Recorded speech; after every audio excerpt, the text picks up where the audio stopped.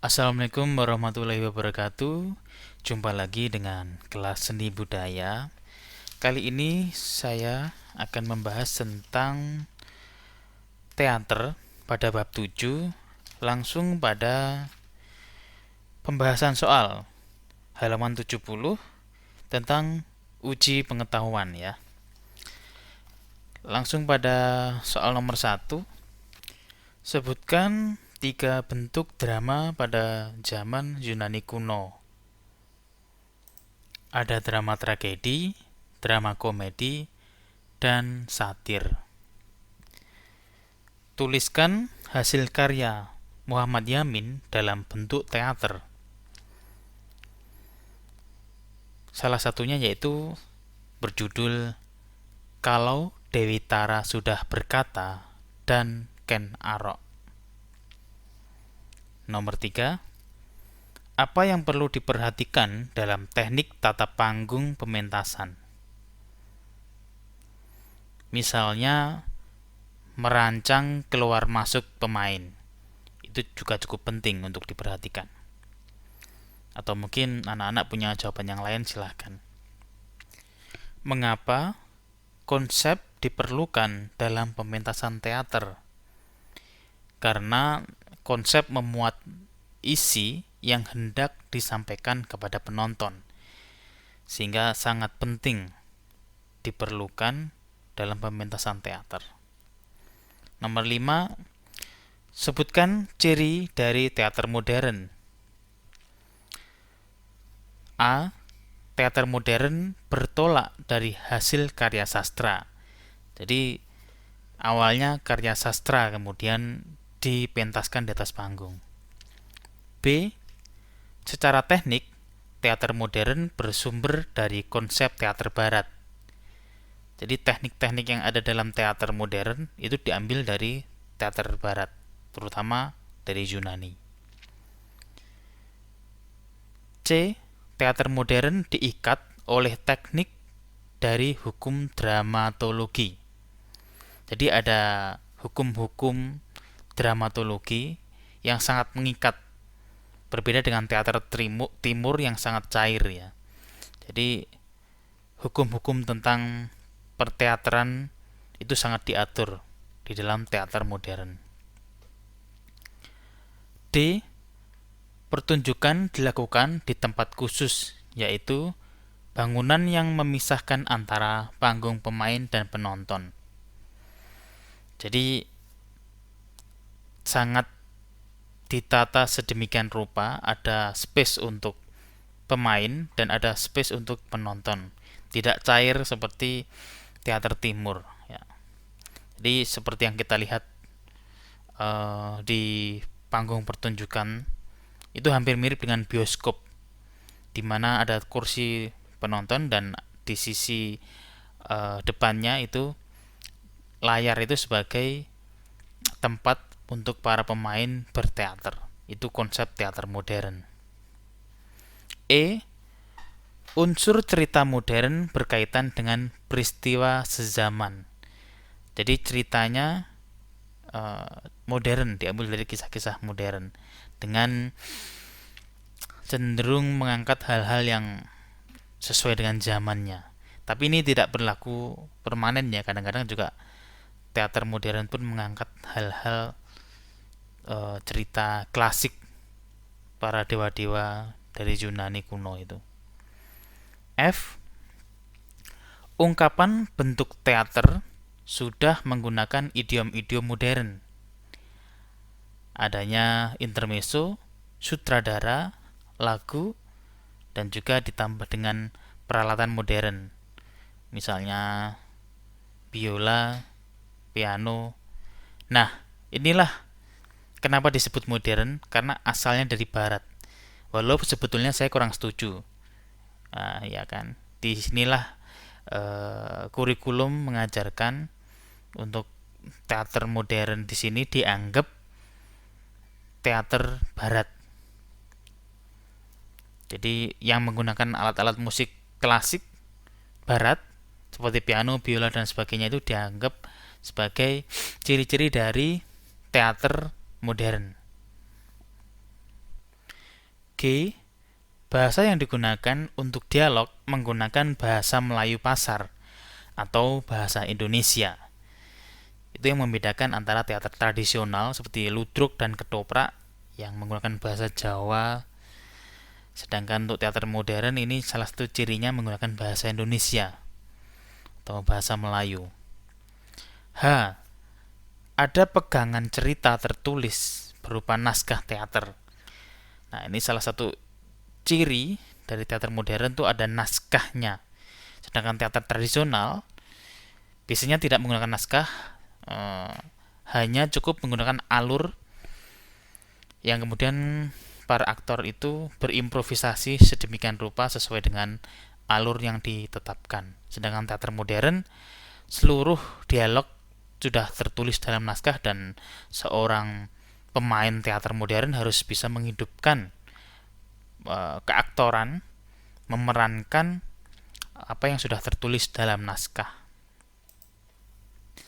Oke, kita menginjak ke bagian selanjutnya yaitu pilihan ganda. Nomor 1, William Shakespeare merupakan tokoh teater dunia yang berasal dari Inggris. Jawabannya E ya. Nomor 2, sayembara drama yang ditunjukkan untuk dewa Dionysius diselenggarakan di Yunani. Jawabannya D. Ciri khas teater modern dapat terlihat dari kita kaji pelan-pelan ya. A. Para pemain. B. Penulis skenarionya. C. Bahasa yang digunakan. D. Penataan panggung dan dekorasi. E. Nilai yang disuguhkan. Di sini boleh menjawab D. Penataan panggung dan dekorasi, dan juga boleh C. Bahasa yang digunakan. Nomor 4, ide cerita teater modern berasal dari E. Kehidupan bermasyarakat sehari-hari. Nomor 5, pemilihan pemain dalam sebuah drama disebut C. Casting. Perbedaan drama dengan teater terletak pada C. Pertunjukan. Bentuk drama yang pemainnya berbicara sendiri tanpa ada lawan bermain disebut drama A. Monolog. Nomor 8, bertugas mempersiapkan segala hal mengenai pencahayaan adalah tim A. Tata cahaya. Nomor 9, berikut merupakan bagian-bagian dari tata rias adalah A. Korektif, B. Fantasi, C. Karakter, D. Karakter etnik. Jawabannya semuanya benar, E. Nomor 10, dalam pementasan drama, plot dan karakter diwujudkan melalui laku atau action, E. Nomor 11, teater yang berjudul Kertajaya merupakan karya dari D. Sanusi Pane.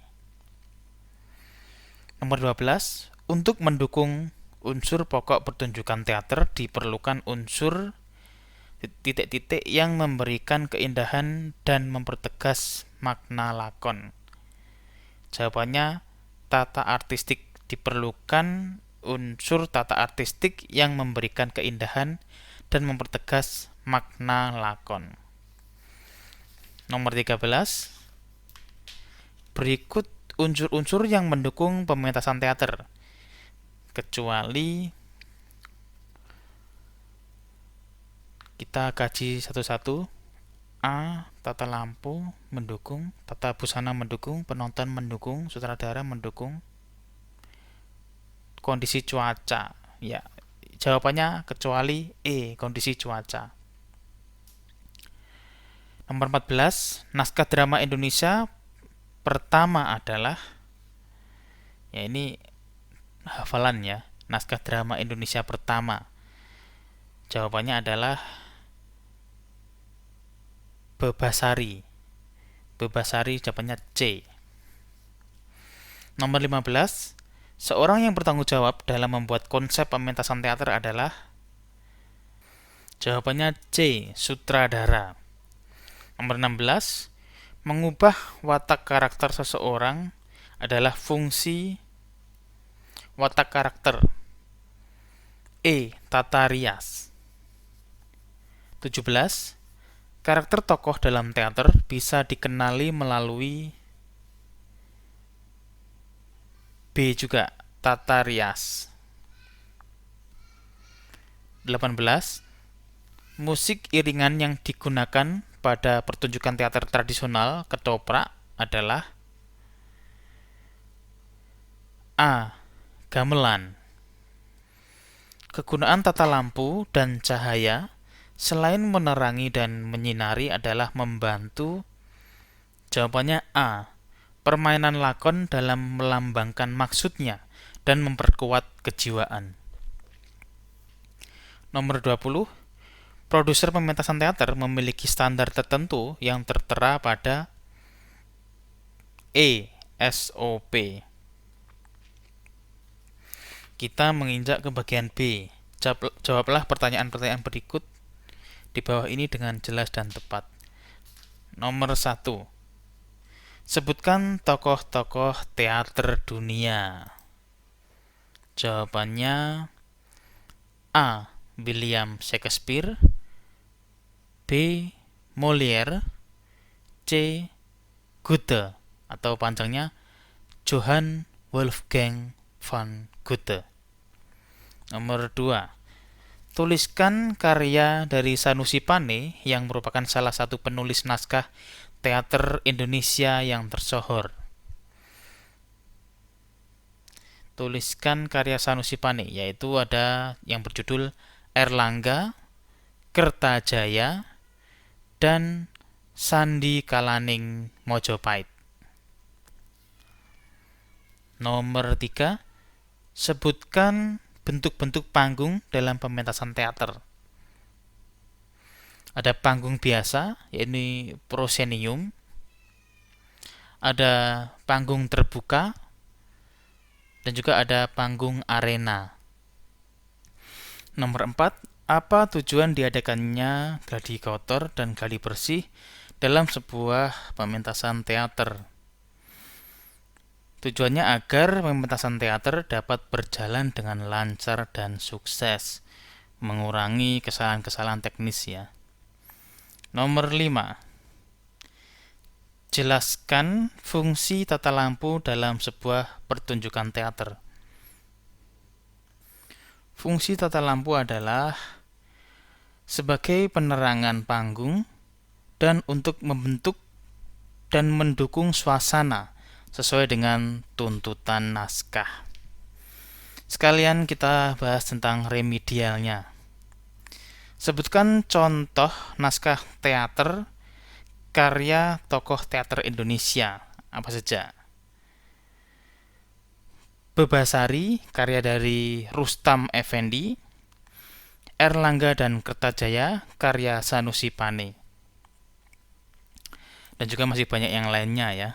Bisa anak-anak sebutkan sendiri. Mengapa keluar masuk pemain dalam pertunjukan teater perlu diatur? Soal nomor 2. Agar pertunjukan lebih cair dan tampil sesuai dengan cerita yang ingin dibangun. Jadi memang harus keluar masuk pemain dalam pertunjukan teater perlu diatur agar lebih lancar ya pelaksanaan pertunjukannya. Nomor 3. Sebutkan unsur-unsur yang mendukung pementasan teater. Unsur-unsur yang mendukung pementasan teater yaitu tata rias, tata busana, tata musik, tata cahaya, dan dekorasi atau setting. Nomor 4. Sebutkan tokoh-tokoh drama tragedi dunia. Tokoh drama tragedi dunia antara lain ada William Shakespeare, Anton Chekhov, Jean-Paul Sartre, kemudian ada Bertolt Brecht, dan juga ada Edmond Rostand. Nomor 5, apa tujuan dari perancangan tata teknik panggung dalam teater? Tujuan dari perancangan tata teknik panggung dalam teater yaitu untuk membantu pertunjukan teater agar lebih cair dan tampil sesuai cerita yang ingin dibangun. Ini soalnya seperti nomor 2 ya jawabannya. Oke, untuk materi kali ini saya sudahi dan terima kasih atas atensinya. Memang ada banyak hal yang tidak tuntas untuk kita bahas lewat online ini. Semoga setelah vaksin selesai, Bapak Guru dan Ibu Guru juga bisa masuk seperti biasanya dengan para siswa di dalam kelas. Kita bisa membahasnya lebih dalam, lebih menyeluruh, dan kita bisa diskusi tanya jawab sehingga semua para siswa bisa mendapatkan pengetahuan yang lebih menyeluruh. Terima kasih, saya akhiri. Wassalamualaikum warahmatullahi wabarakatuh.